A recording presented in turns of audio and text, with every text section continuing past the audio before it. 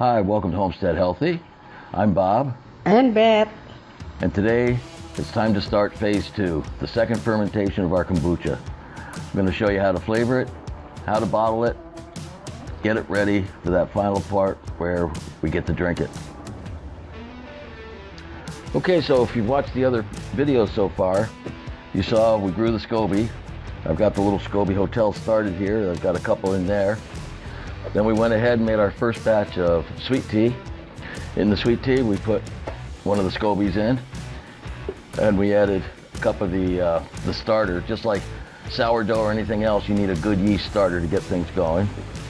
And I'll put some pictures up here for you. After about 4 days, you can see the SCOBY had already started growing. And we're at the point now where it's really pretty healthy. So, like I always tell you, clean hands. You want to do a couple of things first. It's been this is the 8th day today, so you probably want to taste it. Again, it's still fermented tea. It's not carbonated badly or anything, and it tastes pretty good. But you're tasting for vinegarness.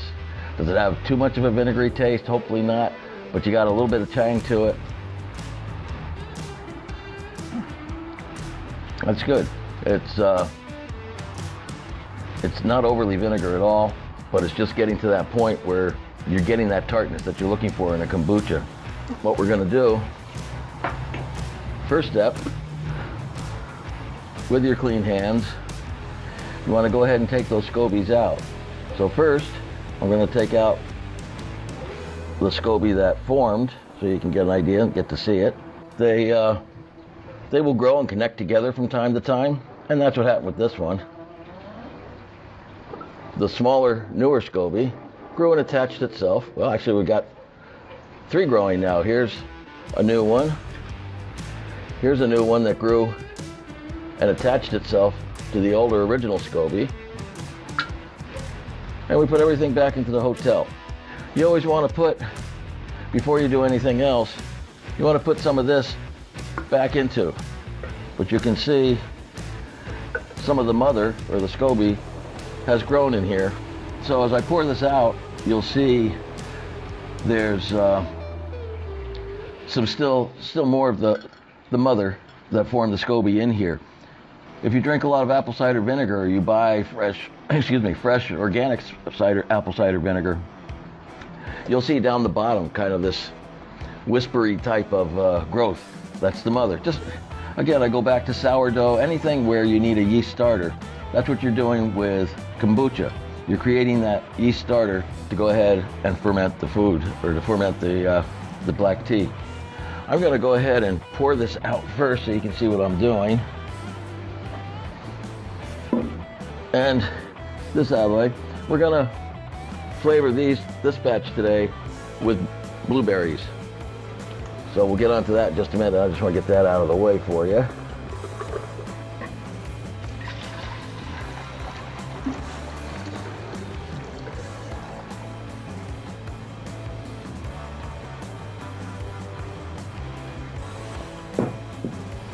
I had one person ask me about the thermometer I use. And going to Walmart or any box store like that, any pet store, go over to the aquarium section and you'll find fish tank thermometers. They're 2 for $1, something like that at Walmart. They just stick on the outside. Does the same thing it does when you put it on your aquarium. So that can go away for now. And you want to take at least a cup, maybe 2 cups of what you had originally, and put it back in to your SCOBY Hotel. This is a 1/4 cup measuring cup. That does a few things.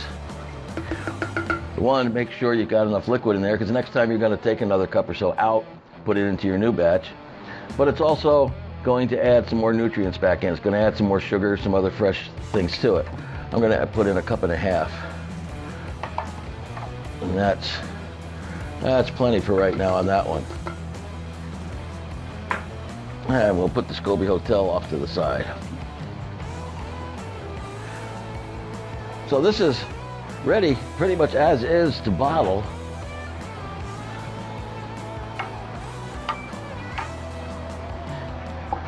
You always want to give it a good stir no matter what, because the yeast settles to the bottom.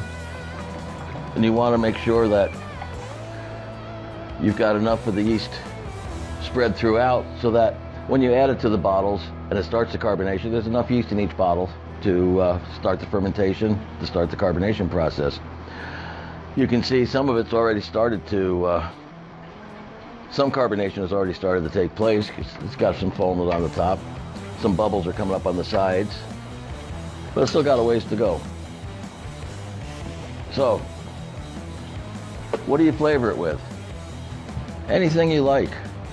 As I say, this batch is from some blueberries we had, ginger, you name it. You name the fruit, you name the vegetable, you can flavor it. We like to use ginger in a lot of ours, just as a base. You can use lemons. Just when you walk into the grocery store, look at the kombucha section. That'll give you an idea. But what I like to try and go with is a 1/4 cup per bottle. You want to make sure any fruit you use, you puree them up as much as you can. Get them as smooth as you can. I don't mind a little pulp at the bottom of mine. Some people don't like it. Up to you. It's not anything that's going to hurt you, and it's fresh fruit. Bottles. I like to use these. These are 2 1/4 cup, so 18 ounces, thereabout. Yeah, 8, 16, yeah, 2 1/4 cups, so about 18 ounces. I add 2 cups, 16 ounces of the kombucha, and 2 ounces or 1/4 cup of the fruit. You don't have to use these bottles. You can use, I don't recommend beer bottles. Beer bottles, just for me in the past, just don't, they have a less, they have more of a tendency to break. I've never had one of these break. I've had beer bottles break. But if you're a big kombucha fan, you probably have a lot of those around from the ones you bought in the store. Reuse them. Take everything the night before, put them in the dishwasher. Next day they're ready to go. Let's start getting our fruit ready here. So you're going to want to pulverize it and puree it. You're going to want to puree it to get it as smooth as possible.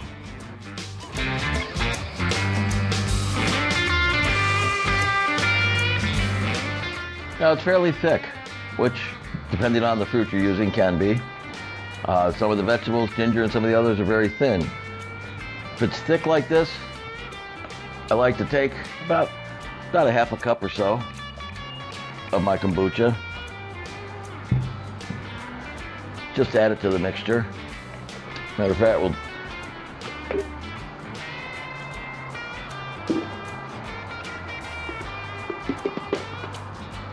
and run it again until we get the desired smoothness, consistency that I'm looking for.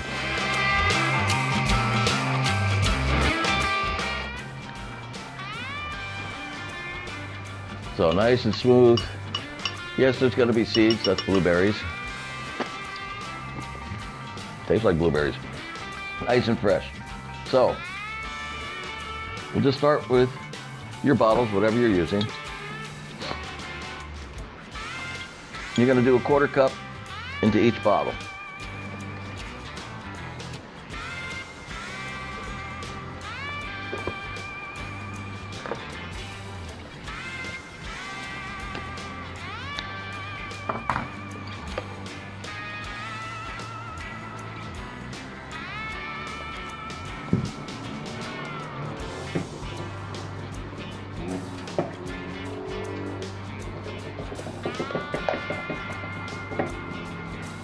And you're going to fill it up the rest of the way with your kombucha.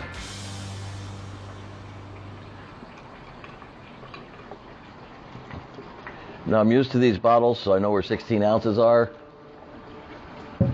There's absolutely nothing wrong taking a scale, weighing it out, especially the first few times, just to make sure you're comfortable with your mixture.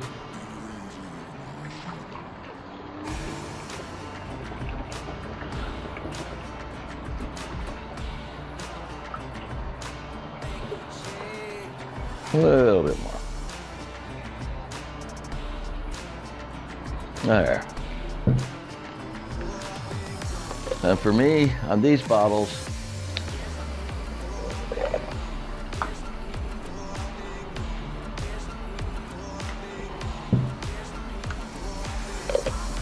just above the bend gives me the amount I need. If you want to go ahead, cap it, and you're going to set it aside for 3 or 4 days. We'll go over that after we get the rest of these done.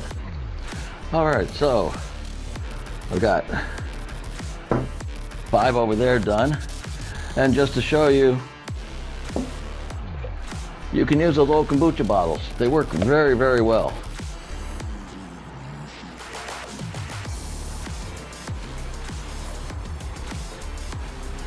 Got a lot of syrup left over, put a little extra in.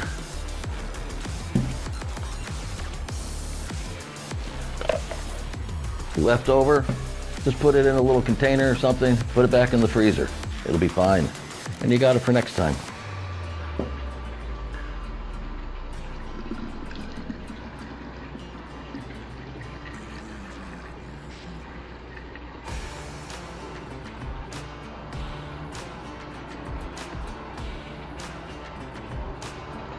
There we go.